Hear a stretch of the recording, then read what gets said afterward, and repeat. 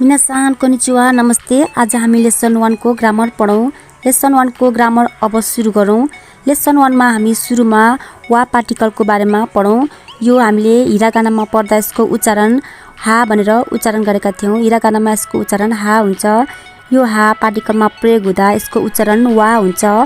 अब वा पार्टिकल को प्रयोग गर्न सिकौं। वा पार्टिकल जहिले पनि नाउन अथवा प्रोनाउन को पछाडि प्रयोग हुन्छ। वा पार्टिकल माथि N1 छ। N1 भनेको नाउन अथवा प्रोनाउन, त्यसपछि वा पार्टिकल। N2 भनेको नाउन अथवा प्रोनाउन, त्यसपछि देश आउँछ। देश भनेको हो। अब हामीले वा पार्टिकल को प्रयोग गरेर सेन्टेन्स बनाऊ। N1 भनेको नाउन अथवा प्रोनाउन, त्यसपछि वा पार्टिकल को प्रयोग गर्ने। N2 भनेको चाहिँ N2 ले चाहिँ N1 को बयान गर्ने काम गर्छ। N1 को बारेमा भन्ने काम गर्छ N2 ले। त्यसपछि देश भनेको हो। जस्तै अब म विद्यार्थी हो भनेर सेन्टेन्स बनाउँदा म भनेको प्रोनाउन भयो। त्यसपछि वा पार्टिकल को प्रयोग गर्ने। विद्यार्थी भनेको N2 नाउन भयो। हो भनेको देश हो। अब म भनेको वातासी वा पार्टिकल को प्रयोग गर्ने। वातासी वा गाकुसेई भनेको विद्यार्थी, देश हो। म विद्यार्थी हो। वातासी भनेको प्रोनाउन भयो।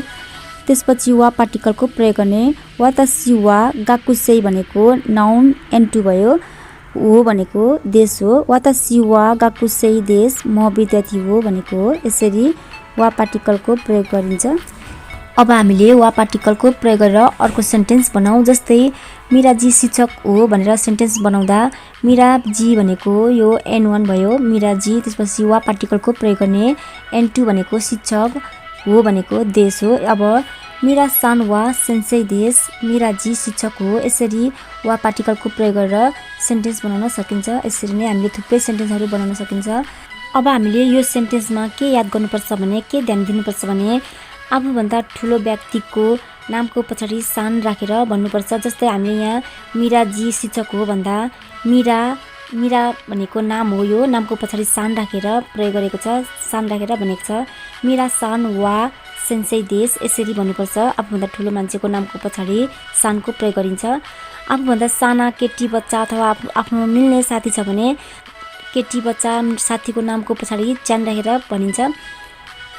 आफूभन्दा सानो केटा बच्चा छ भने केटा बच्चाको नामको पछाडि कुन राखेर भन्नुपर्छ। हामीले यति कुरा याद गर्नुपर्छ यसमा। आफूभन्दा साना केटी बच्चा अथवा आफूभन्दा साना केटा बच्चाको नामको पछाडि च्यान कुन दुईटै भन्न सकिन्छ। सानो भएको हुनाले च्यान पनि भन्न सकिन्छ, कुन पनि भन्न सकिन्छ। तर आफूभन्दा ठुलो मान्छेको नामको पछाडि सान भन्नुपर्छ। सान चाहिँ आफूभन्दा ठुलो लेडिज अथवा जेन्ट्स दुईटैमा प्रयोग गरिन्छ सान। फेरि वा पार्टिकल को प्रयोग गरेर अर्को सेन्टेन्स बनाऊ। जस्तै मिराजी डाक्टर हो। यसलाई हामीले सेन्टेन्स वा पार्टिकल को प्रयोग गरेर सेन्टेन्स बनाउँदा मिराजी भनेको N1 भयो। त्यसपछि वा पार्टिकल को प्रयोग गर्ने। N2 भनेको डाक्टर हो, यो नाम हो। त्यसपछि हो भनेको देश हो। हामीले आफूभन्दा ठुलो मान्छेको नामको पछाडि सान राखेर भन्नुपर्छ, सान राखेर बनाउनुपर्छ। जस्तै मिरा सान, त्यसपछि वा पार्टिकल को प्रयोग गर्ने। मिरा सान वा इस्या भनेको N2 भयो, नाम भयो यो। हो भन्दा देश, मिरा सान वा इस्या देश, मिराजी डाक्टर हो। यसरी बनाउनुपर्छ। वा पार्टिकल को प्रयोग गरेर यसरी बनाउन सकिन्छ।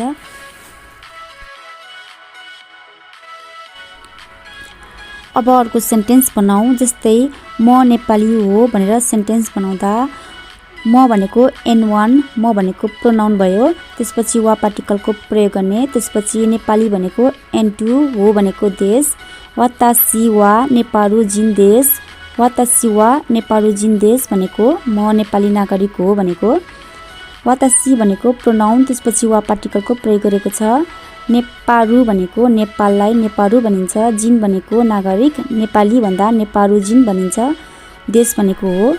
वातासी वा नेपारू जिन देश भनेको म नेपाली हो भनेको। यसरी म नेपाली हो भन्दा वातासी वा नेपारू जिन देश भन्नुपर्छ।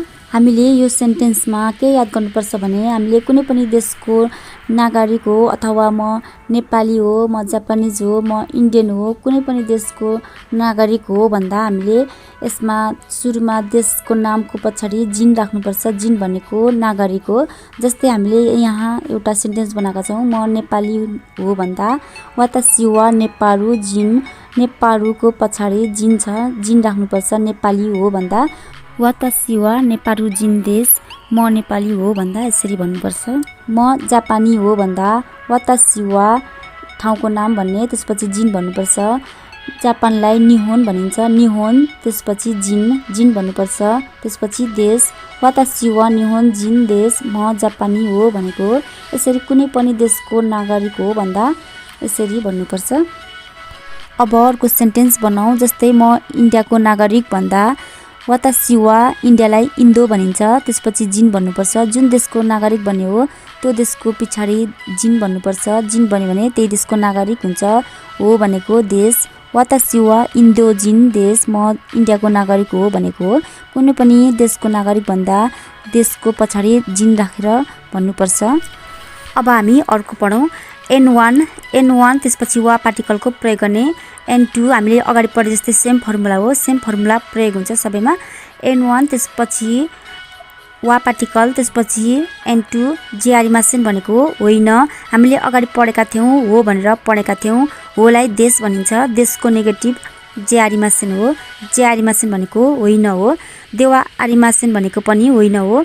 जिआरिमासेनको पोलाइट फर्म देवा आरिमासेन हो। पोलाइटली भन्नु पर्यो भने देवा आरिमासेन भनिन्छ। अब हामीले नेगेटिभ सेन्टेन्स बनाउनु पर्यो भने जिआरिमासेनको प्रयोग गरिन्छ। अब जस्तै एउटा सेन्टेन्स बनाऊ। म डाक्टर होइन भन्नु पर्यो भने म डाक्टर होइन भनेर सेन्टेन्स बनाऊ। वातासी वा इस्या जिआरिमासेन म डाक्टर होइन।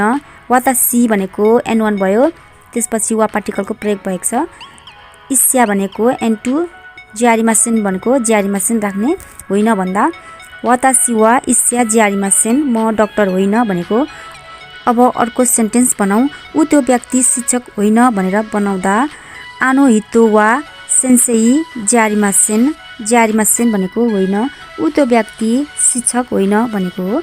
यसरी नेगेटिभ सेन्टेन्स बनाउँदा जिआरिमासेन राखेर बनाउनुपर्छ। अब अर्को सेन्टेन्स बनाऊ।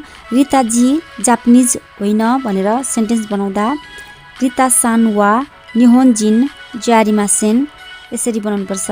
रिता सान वा निहोन जिन जिआरिमासेन रिताजी जापानिज होइन भन्दा यसरी जिआरिमासेन राखेर बनाउनुपर्छ।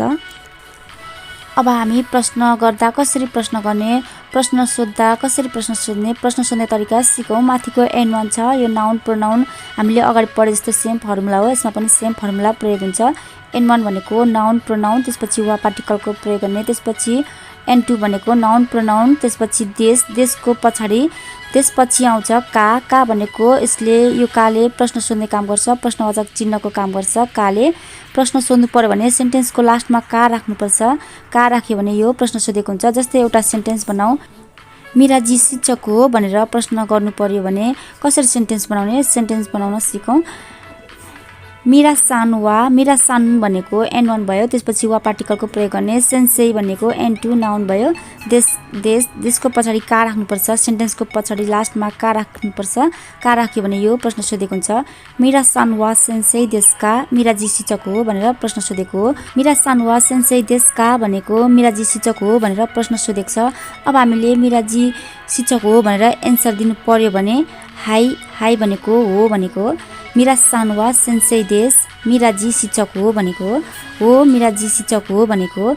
अब हामीले मिराजी शिक्षक होइन भनेर एन्सर दिनु पर्यो भने ए भनेको नो होइन भनेको। मिरा सान वा सेन्सेई जिआरिमासेन मिराजी शिक्षक होइन भनेको। यो हामीले अगाडि पढिसकेका छौँ। जिआरिमासेन भनेको होइन।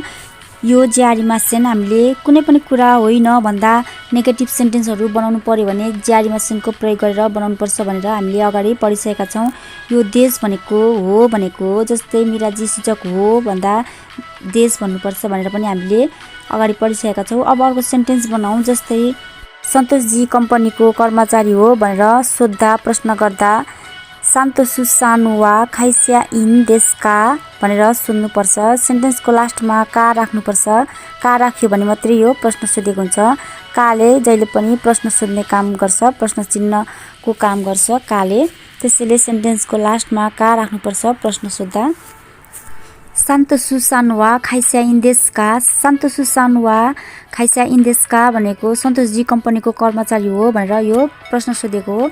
अब हामीले यसको एन्सर सन्तोषजी कम्पनीको कर्मचारी हो भनेर एन्सर दिनु पर्यो भने हाई सान्तोसु सानुवा खाइस्या इन्देस भनेर यसको एन्सर दिनुपर्छ। अब हामीले सन्तोषजी कम्पनीको कर्मचारी होइन भनेर एन्सर दिनु पर्यो भने इए सान्तोसु सानुवा खाइस्या इन ज्यारिमासेन भनेर एन्सर दिनुपर्छ। अब हामी अर्को पार्टिकल नो पार्टिकलको बारेमा पढौँ। नो भनेको नेपालीमा को हो।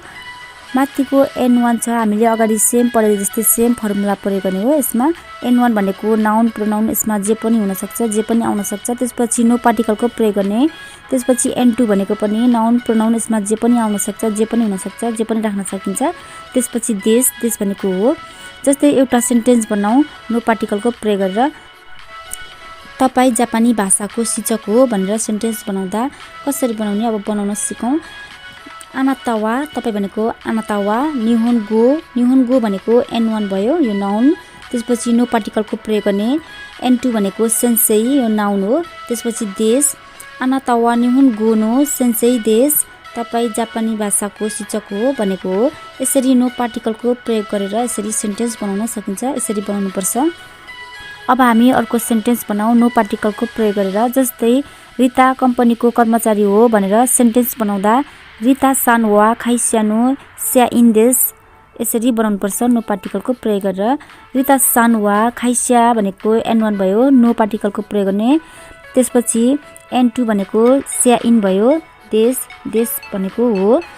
रिता सानुवा खाइस्यानो स्या इन देश, रिता कम्पनीको कर्मचारी हो भनेको। यसरी नो पार्टिकलको प्रयोग गर्नुपर्छ। अब हामी फेरि अर्को सेन्टेन्स बनाऊ। जस्तै मिरा विश्वविद्यालयको विद्यार्थी हो भनेर सेन्टेन्स बनाउँदा मिरा च्यानुवा दाइगाक्कु नो गाकुसेई देश, मिरा विश्वविद्यालयको विद्यार्थी हो भनेको। हामीले यो सेन्टेन्समा के याद गर्नुपर्छ भने मिरा पछि च्यानको प्रयोग गर्छ। च्यान चाहिँ कस्तोलाई प्रयोग गर्ने भने आफ्नो साथी अथवा आफूभन्दा सानो छ भने मात्रै नामको पछाडि च्यान प्रयोग गर्नुपर्छ। आफूभन्दा ठुलोको लागि सान प्रयोग गर्नुपर्छ, नामको पछाडि सान प्रयोग गर्ने। आफूभन्दा सानो भएकोले यसमा च्यान प्रयोग गरेको छ। मिरा च्यानुवा दाइगाक्कु नो गाकुसेई देश, मिरा विश्वविद्यालयको विद्यार्थी हो भनेर यसरी नो पार्टिकलको प्रयोग गरेर यसरी सेन्टेन्स बनाउनुपर्छ। यो सेन्टेन्समा पनि N1 भनेको दाइगाक्कु, त्यसपछि नो पार्टिकलको प्रयोग गर्ने। N2 भनेको गाकुसेई, त्यसपछि देश, देश प्रयोग गर्ने। यसरी नो पार्टिकलको प्रयोग गरेर यसरी सेन्टेन्स बनाउन सकिन्छ। अब हामी अर्को पार्टिकलको बारेमा पढौँ। अर्को पार्टिकल छ मो भनेको पनि हो, नेपालीमा पनि भनेको हो मो भनेको। मो पार्टिकल कसरी प्रयोग गर्ने तरिका सिकौँ। मो पार्टिकल पनि हामीले अगाडि पढेको जस्तै सेम हो। N1 भनेको नाउन प्रोनाउन, त्यसपछि मो पार्टिकलको प्रयोग गर्ने। त्यसपछि N2 भनेको पनि यसमा पनि नाउन प्रोनाउन हुन्छ। त्यसपछि देश। जस्तै एउटा सेन्टेन्स बनाऊ। रिता जी डाक्टर हो, रिता सानुवा इस्या देश, रिता डाक्टर हो भनेको हो। अब मिरा पनि डाक्टर हो भन्दा मिरा यसमा मो पार्टिकल भनेको पनि हो, पनि भन्दा मो पार्टिकलको प्रयोग गर्ने। मिरा पनि डाक्टर हो भन्दा मिरा सानमो इस्या देश, मिरा सानमो इस्या देश भनेको मिरा पनि डाक्टर हो भनेको। यसरी मिरा पनि भन्दा मो पार्टिकलको प्रयोग गरिन्छ। मिरा पनि डाक्टर हो भन्दा यसरी मो पार्टिकलको प्रयोग गर्नुपर्छ। अब अर्को सेन्टेन्स बनाऊ। जस्तै रिता जी ब्याङ्कको कर्मचारी हो, रिता सानुवा गिन्कौ इन्देश, रिता जी ब्याङ्कको कर्मचारी हो। अब सरिता पनि ब्याङ्कको कर्मचारी हो भन्दा सरिता सानमो गिन्कौ इन्देश, सरिता पनि ब्याङ्कको कर्मचारी हो भनेको हो। यसरी सरिता पनि भन्दाखेरि पनि भन्दा मो पार्टिकलको प्रयोग गर्नुपर्छ। सरिता पनि ब्याङ्कको कर्मचारी हो भन्दा यसरी प्रयोग गरिन्छ। अब अर्को छ N1, त्यसपछि खारा भनेको बाट, यो खारा चाहिँ ठाउँको लागि प्रयोग गरिन्छ। त्यसपछि किमासिता भनेको आएको, बाट आएको भन्दा यो खारा किमासिताको प्रयोग गरिन्छ, यो ठाउँको लागि प्रयोग गरिन्छ। जस्तै म जापानबाट आएको भन्दा वातासिवा निहोन भनेको N1 भयो। त्यसपछि खाराको प्रयोग गर्ने। खारा किमासिता, वातासिवा निहोन खारा किमासिता भनेको म जापानबाट आएको भनेको। यसरी कुनै पनि ठाउँबाट आएको भन्दा खारा किमासिता भन्नुपर्छ। ठाउँको नाम भने त्यसपछि खारा किमासिता भन्नुपर्छ। हामी जुन ठाउँबाट आएको त्यही ठाउँको नाम भन्ने त्यसपछि खारा किमासिता भन्नुपर्छ, बाट आएको भनेको। अब अर्को सेन्टेन्स बनाऊ। जस्तै म नेपालबाट आएको भन्दा वातासी वा त्यसपछि डट डट खारा किमासिता भनेको बाट आएको। खारा किमासिताको अगाडि ठाउँको नाम राख्ने, खाली ठाउँमा नेपालको नाम राख्ने। नेपारू भनेको नेपाल, नेपारू खारा किमासिता नेपालबाट आएको भन्दा यसरी भन्नुपर्छ, वातासी वा नेपारू खारा किमासिता नेपालबाट आएको भन्नुपर्छ। यसरी कुनै पनि ठाउँबाट आएको भन्दा ठाउँको नाम राख्ने त्यसपछि खारा किमासिता भन्नुपर्छ।